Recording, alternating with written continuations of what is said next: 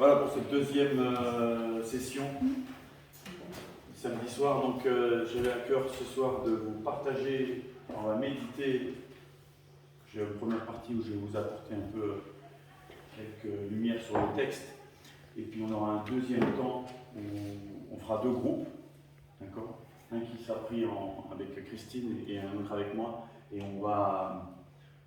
Il y aura deux questions sur ce... Ce ne pas des questions pour nous piéger, mais c'est plutôt pour nous interroger sur le texte et pour que, voilà, comment le texte peut travailler en nous et nous faire progresser. Donc, je voulais vous partager je ne dis pas le fils prodigue parce que le titre n'est pas bon, mais cette parabole du père et ses deux fils. Mais avant, c'est bien de le remettre dans... Je vais prier avant, puis on va rentrer. Seigneur notre Dieu, nous bénissons ton nom. Merci pour ce temps que nous pouvons avoir dans ce merveilleux endroit. Merci pour la communion fraternelle. Merci de cette œuvre que tu as faite en chacun d'entre nous. Nous t'en sommes reconnaissants. Merci pour ton amour. Merci pour ta paix. Merci pour ta vie. Et merci pour la liberté que nous avons. Seigneur, ce soir, nous ouvrons ta parole et nous désirons pencher nos regards. Et comme le psalmiste le dit, illumine nos yeux, Seigneur. Révèle-nous les secrets cachés dans ta parole, Seigneur, afin que cette parole nous donne de grandir, de croître, afin que nous portions du fruit, Seigneur. Merci. Donc, Luc 15, au verset 1, parce que c'est ça en même temps qui va conditionner notre lecture du texte. Peut-être pas trop, je bouge, peut-être dans le champ. Comme ça, ok. Luc 15. Donc, tous les collecteurs d'impôts et les pécheurs s'approchaient de lui pour l'entendre. Et les pharisiens et les scribes marmonnaient, disant « Celui-ci accueille les pécheurs et mange avec eux. » Donc les trois paraboles qui vont suivre sur la brebis perdue, la drachme perdue et le fils perdu s'inscrivent dans ce contexte-là. Il est dit qu'il y a des collecteurs d'impôts, d'une part, et des pécheurs. Et ces gens-là s'approchent de Jésus pour entendre cet enseignement qui, visiblement, est révolutionnaire. Donc ces gens sont attroupés autour de Jésus, et il y a un deuxième groupe qui s'approche, c'est les pharisiens et les scribes. Et eux viennent et s'interrogent en disant, ils viennent même plutôt pour critiquer, en disant, celui-ci accueille les pécheurs et mange avec eux. La première remarque qu'on peut faire, c'est qu'en fait, quand Jésus va commencer de parler de ces trois paraboles, on va dire, on peut même, si on prend la continuité du texte, même le chapitre 16 pourrait faire partie de ce contexte-là, que rien ne pourrait laisser entendre, il y a une coupure au niveau chronologique. Mais ce qui nous intéresse, c'est surtout ces trois paraboles. Donc, ces trois paraboles, il va y avoir 4 groupes de personnes qui vont l'entendre. Les collecteurs d'impôts, les pécheurs, les pharisiens et les scribes. C'est-à-dire que ces paraboles, elles s'adressent à ces 4 types. Que vous soyez scribe, que vous soyez étudiant de la Bible, que vous soyez le pire des pécheurs. Vous voyez, c'est en fait, dans ces 4 exemples, on peut prendre tous les profils que l'on peut trouver. Donc, chacun de ces profils va trouver de la matière dans ces paraboles. D'accord ? Elle ne s'adresse pas, comme souvent dans les milieux, on l'utilise pour l'évangélisation, mais même un érudit de la parole va trouver de la matière dans ces paraboles. C'est une première chose. La deuxième chose, c'est que nous avons 2 groupes de personnes. Les premiers, c'est les collecteurs d'impôts et les pécheurs. On peut dire que c'est les gens qui vivent sans Dieu. Ce sont des Juifs qui font partie de la communauté d'Israël, mais à cause des collecteurs d'impôts, ils n'étaient pas très aimés par les Juifs, parce qu'ils collaboraient avec les Romains, et puis ils en percevaient une partie. Donc, voilà. Et puis les pécheurs, c'est ceux qui, dirions-nous aujourd'hui, ceux qui vivent sans Dieu, sans la Torah, sans les commandements, ils vivent leur vie. Eux, le pacte d'alliance, ils n'en ont que faire. Donc on a ce qu'on nous appellerait aujourd'hui des non-chrétiens, des gens qui vivent sans Dieu. D'accord ? Donc ces gens-là, Jésus a eux aussi un message pour eux, et c'est souvent comme ça qu'on interprète ces paraboles, pour eux. Mais il dit que les scribes et les prochim, les pharisiens, eux aussi vont être interpellés par ces paraboles. Les pharisiens, ça vient du prouchim, c'est-à-dire les séparés. C'est-à-dire c'était vraiment dans la communauté des religieux, c'était vraiment ceux qui se séparaient des autres parce qu'ils avaient voilà, une doctrine, une vie très sainte et donc on ne se mêlait pas aux religieux traditionnels. Hein, ils avaient en même temps, ils croyaient dans la résurrection des morts, les Sadducéens n'y croyaient pas, mais c'était des gens voilà, qui étaient vraiment j'aime pas forcément dire ce que nous, dans nos clichés, on a le pharisien, souvent le religieux en puissance, on dit que c'est un pharisien. Mais en soi, on est beaucoup plus proche des pharisiens que des Sadducéens, en ce que, comme eux, nous croyons à la résurrection d'entre les morts. Vous connaissez ce passage. Mais, en tout cas, il y a ces gens-là et il y a les scribes. Les scribes, là, on peut dire vraiment, c'est ceux qui étudient la parole, qui vont donner l'interprétation, qui recopient les textes sacrés. Donc, c'est des gens qui ont constamment la tête dans le nez dans la Torah. Donc, on a un premier groupe de gens qui vivent coupés, séparés de Dieu. J'utilise le mot séparé pas pour rien, qui vivent séparés de Dieu. Et vous avez le deuxième groupe, les pharisiens et les scribes, qui eux vivent dans la communion, qui vivent avec Dieu, dans cette communion avec Dieu, visiblement. Et donc, Jésus va pour cette première parabole qu'on connaît sur la brebis perdue, un homme qui a 100 brebis, il y en a une qui se perd, il va aller la chercher, et il la ramène, et quand il l'a trouvée, il se réjouit avec ses amis que la brebis qui était perdue, il la retrouve. Un deuxième, c'est la drachme, cette femme qui, elle, a 10 drachmes, et elle en perd une, et notez que c'est très intéressant, il dit « Or, quelle femme, si elle a 10 drachmes, et qu'elle perde une drachme, n'allume pas une lampe, elle balaie la maison pour la chercher avec soin, jusqu'à ce qu'elle la retrouve. » Ça nous parle déjà de persévérance, de ne pas se lasser, de ne pas se décourager jusqu'à ce que. D'accord? Chacun. On ne se décourage pas. Et quand elle l'a trouvé, elle convoque ses amis et ses voisines et elle dit « Réjouissez-vous avec moi parce que j'ai trouvé la drachme que j'avais perdue. » Et après, on passe à cette fameuse parabole du père et des 2 fils. Mais on peut noter que dans ces 3 paraboles, les mots-clés qui sont à retenir, c'est perdu et retrouvé. D'accord? Ça, c'est propre à ces 3 paraboles. Il y a quelque chose qui est perdu et qui doit être retrouvé. Et quand on l'a retrouvé, il y a cette notion de festin et de se réjouir parce que ce qui était perdu est retrouvé. D'accord? On va aux choses les moins viles, aux choses les plus précieuses. On parle de la brebis, hein, qui est quand même un animal, une créature aussi mignonne soit-elle. Et puis après, on passe à quelque chose qui a beaucoup plus de valeur, parce que là, c'est vraiment l'argent qui permet d'acheter, de vivre. Et puis la troisième, là, on parle vraiment de vie humaine, c'est vraiment un fils, oui, une vie humaine. Donc on voit l'importance que cette parabole prend davantage de place dedans. Donc, on va entrer dans le vif du sujet de cette parabole.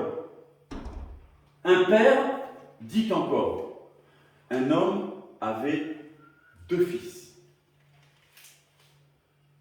Ces 2 fils, ça me fait penser à ce qu'on a dit au début de cette parabole, c'est 2 groupes. D'accord? Il y en a un qui est le fils aîné, qui vraisemblablement, dans ce qu'on a vu, s'apparenterait davantage au groupe des pharisiens et des scribes.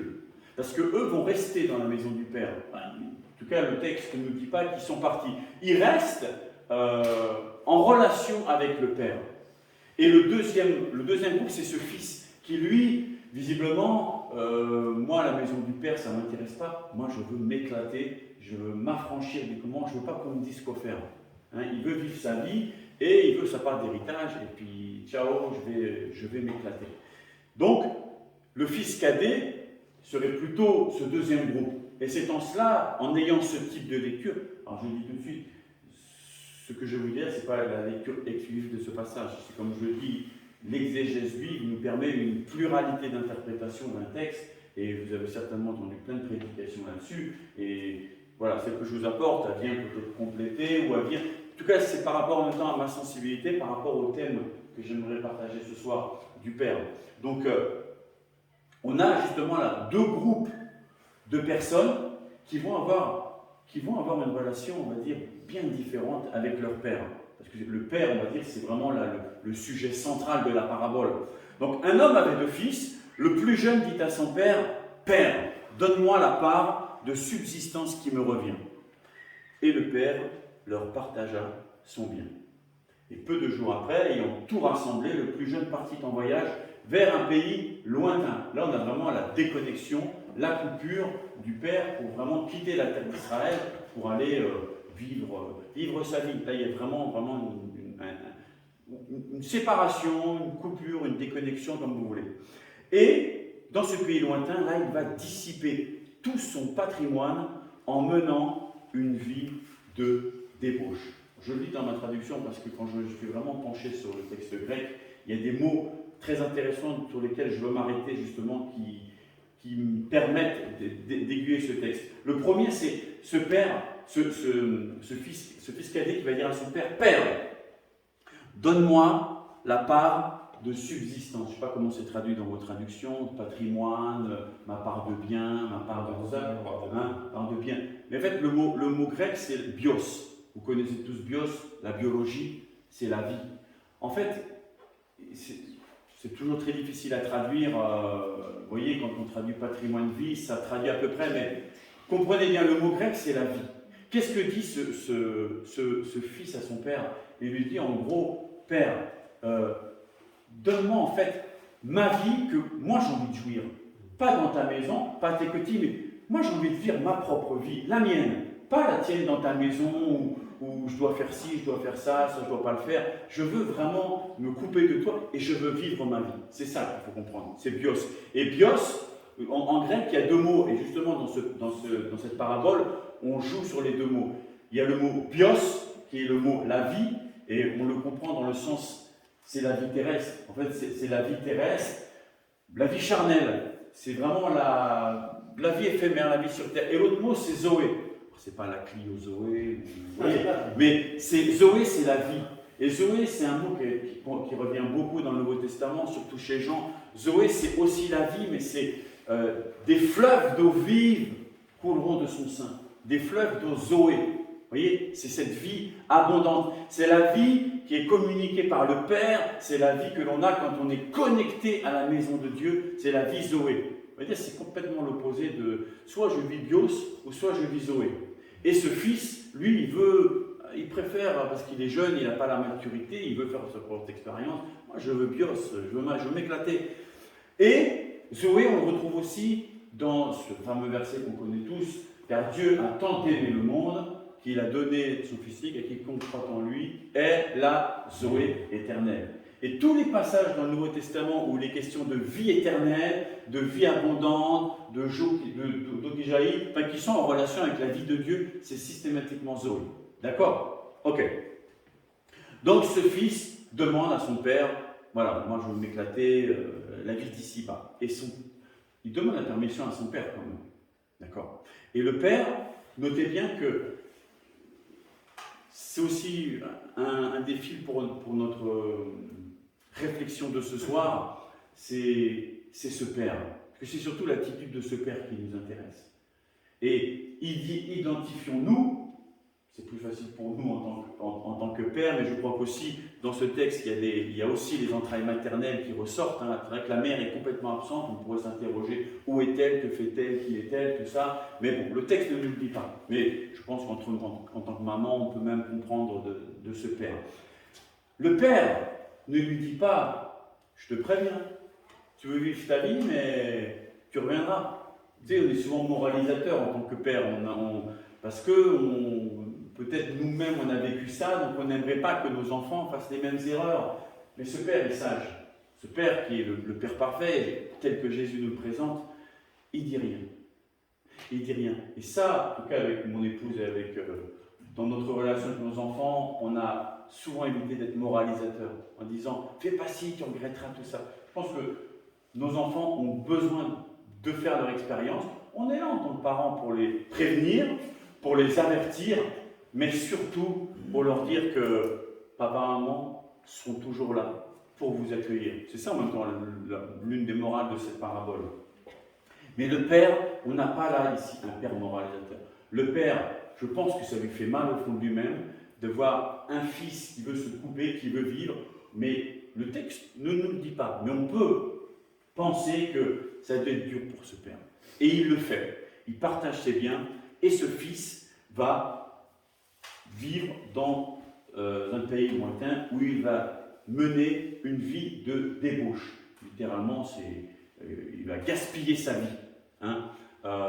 Il va gaspiller sa vie. Le mot est très fort, c'est vraiment, il s'éclate, quoi. Il n'y a plus de retenue, il n'y a plus de frein. Il n'y a plus la Bible, la Torah, les commandements qui disent qu'il ne faut pas faire ci, il ne faut pas faire ça, tu n'iras pas. Lui, et maintenant, il est coupé de ça. Il est baigné dans le monde et vraiment, ça va être le bios dans toute son excellence. Et il va y perdre tous ses roues. Il ne va plus rien lui rester. Et comme par hasard, à ce moment-là, il y a une famine qui s'élève dans le pays. Et il commence à manquer. En étant à Lille, se mit au service de l'un de ses citoyens de ce pays-là, qui l'expédia dans ses champs pour faire paître les cochons. Pire scénario qui puisse arriver à ce jeune garçon juif que d'aller au milieu des porcs. Hein. Là, c'est marrant d'ailleurs la contradiction, le parallèle, parce qu'il va vivre, il va éclater, il va dépenser sa vie dans la débauche, mais au final, il va se retrouver littéralement avec les cochons. Hein. Résultat de la course, et il désirait même se remplir le ventre et manger les carottes des cochons, mais personne ne lui en donnait. Et là, on a certainement l'un des mots-clés de la parabole. Là, pareil, ça dépend de vos traductions, mais j'ai mis comme ça, revenant à lui. On pourrait dire, c'est vraiment un mot technique, même dans la première alliance qui est la tchouva. Pour ceux qui connaissent peut-être ça, la tchouva, c'est le retour. En fait, c'est quand vous êtes. Le retour, c'est quand le peuple d'Israël a commis infidélité avec Dieu. Vous savez, Dieu, alors on se fait la juge, il y a l'exil, tout ça, et c'est toujours à ces moments-là que les prophètes reviennent. Il faut noter, en parlant des prophètes, que quand le peuple se tient bien, quand le peuple marche, Dieu n'envoie pas de prophètes. Les prophètes sont toujours envoyés quand le peuple de Dieu déraille, quand le peuple est parti. Alors Dieu, dans ce cas-là, envoie les prophètes, et on le voit très clairement dans le livre des Juges, au début du chapitre 3 et 4, je crois, le peuple est débridé, le peuple est parti, et Dieu envoya le messager, toujours le même message, reviens, chouve. C'est ce mot-clé. On retrouve chez Jérémie, et très fort dans Jérémie 3, reviens, prostituée d'Israël. C'est le message des prophètes. Le message des prophètes se résume en un mot, c'est reviens. C'est tchouva. C'est-à-dire que je marche avec Dieu dans la voie, selon les commandements, c'est là. Mais le problème, c'est que ce fils, il s'est coupé. Lui, il marche à contre-courant, il est parti là-bas. Et malheureusement, il est au fond du gouffre et il est là. Et là, il a cette réflexion, il va faire retour en lui-même. C'est d'abord quelque chose qui est intérieur, hein, quelque chose d'intérieur, une prise de conscience. Il va dire, effectivement, mais comment j'en suis arrivé là? Quelle bêtise j'ai faite? Malheureusement, il faut pour certains tomber vraiment bien bas pour faire ça. Et on va dire que pour lui, ça commence à partir de ce verset 17. Il revient en lui-même et voilà. Combien de salariés de mon père ont du pain en abondance, alors que moi, dans cette famine, je suis, notez le mot-clé, perdu. Il réalise qu'il est perdu. Je me lèverai. Là aussi, c'est un des mots-clés.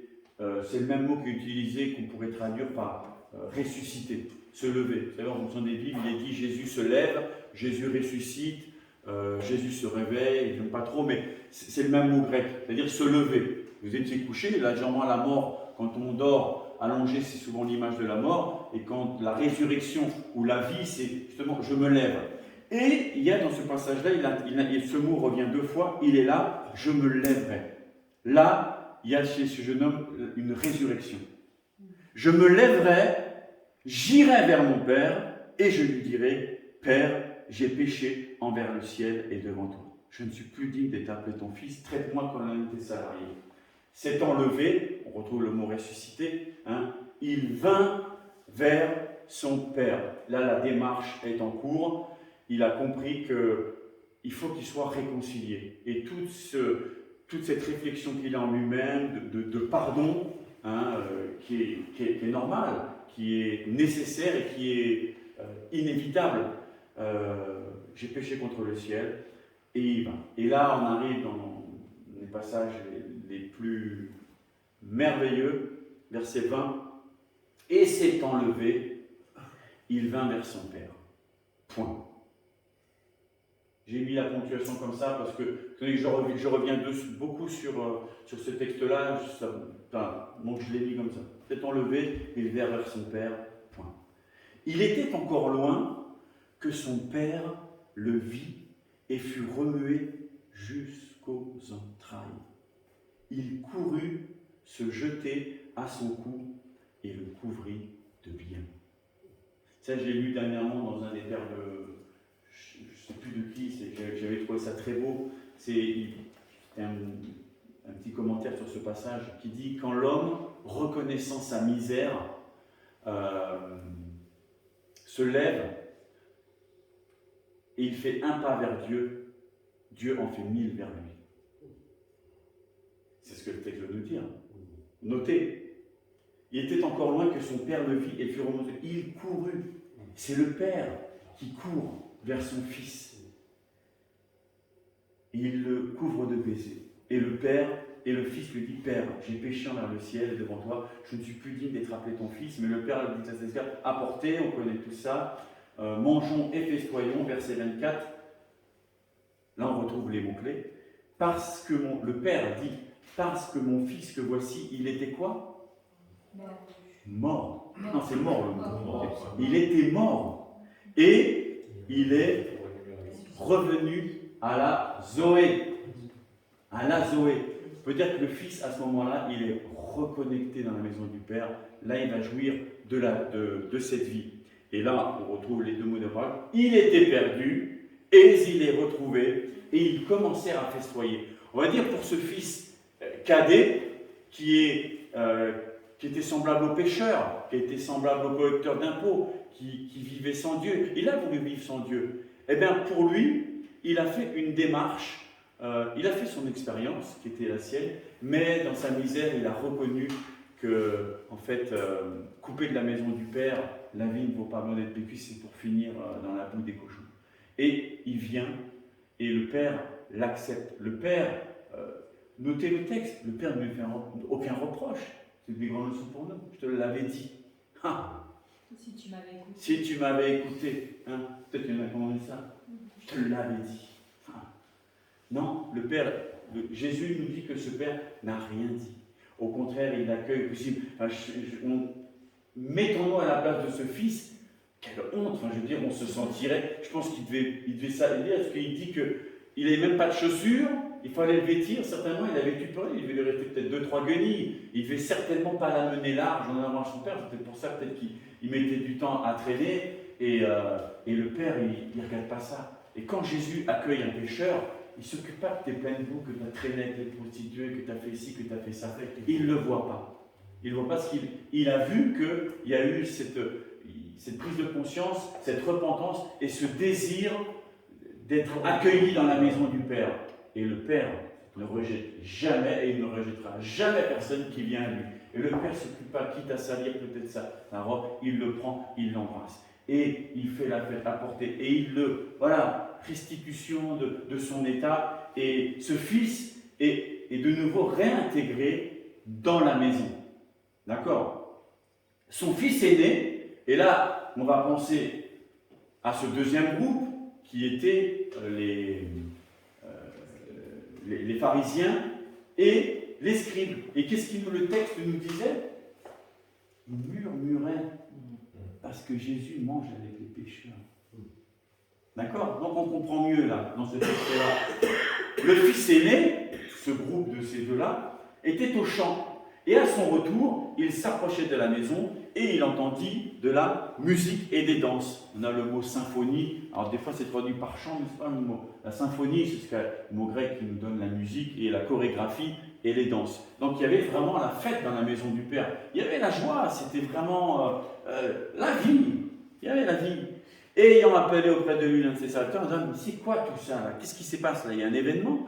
Il lui dit, ton frère est venu et ton père a sacrifié le veau gras parce qu'il a recouvré sain et sauf. Il se mit rouge de colère. Le mot est très fort, c'est comme on le retrouve avec Caïn et Abel. Et Caïn, il n'a pas accepté que son offrande ne soit pas acceptée. En hébreu, on dit il brûle de colère. Et ce frère, il est dans cette même nature.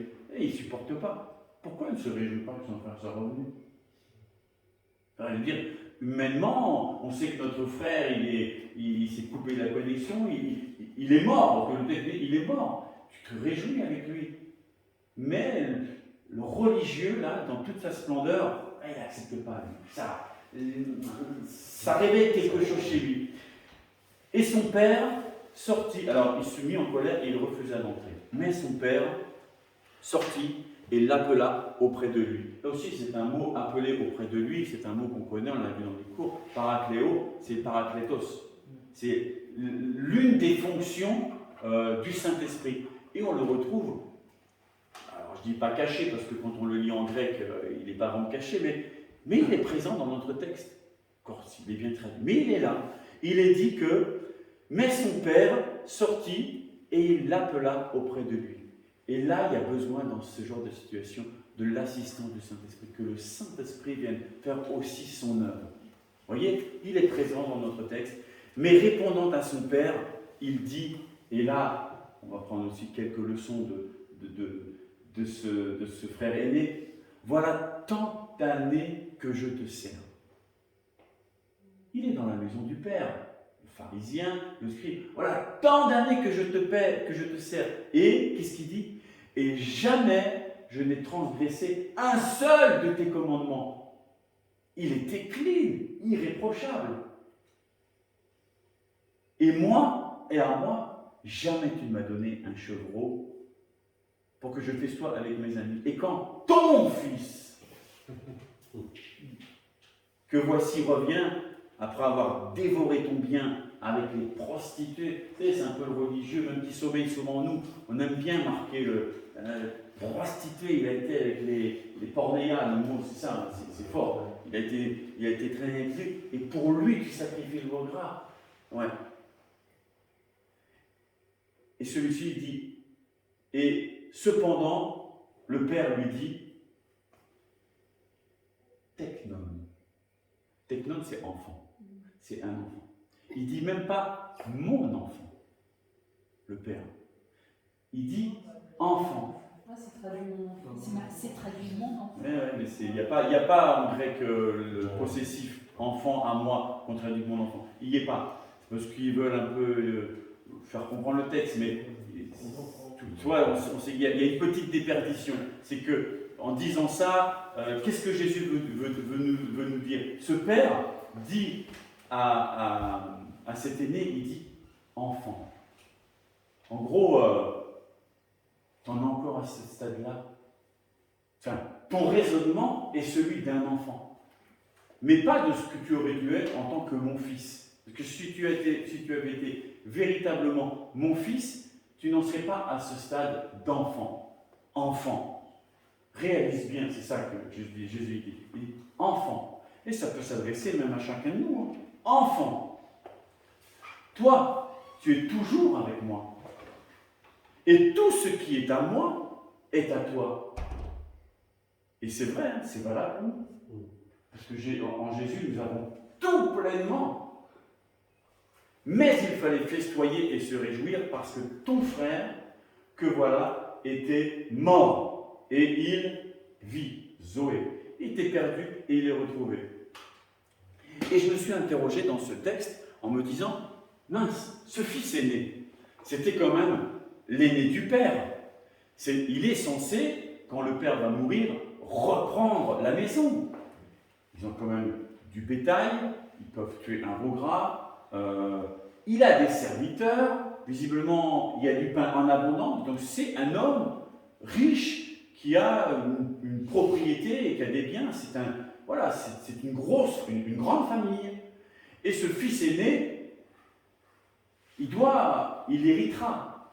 Donc, il doit quand même être près de son père, pour que le jour où le père meurt, il ne se dise pas ah mince, en fait, qu'est-ce que faisait le père, où sont les comptes, où sont les cahiers, qui étaient les fournisseurs, tout ça. Non, il est à côté de ça. C'est le fils aîné quand même, il a une responsabilité. Et ce qui m'interroge, c'est que, où est ce fils aîné? Il est dans les champs. Mais qu'est-ce qu'il fait dans les champs? Qu'est-ce qu'il fait dans les champs à faire le travail qui n'est pas le sien?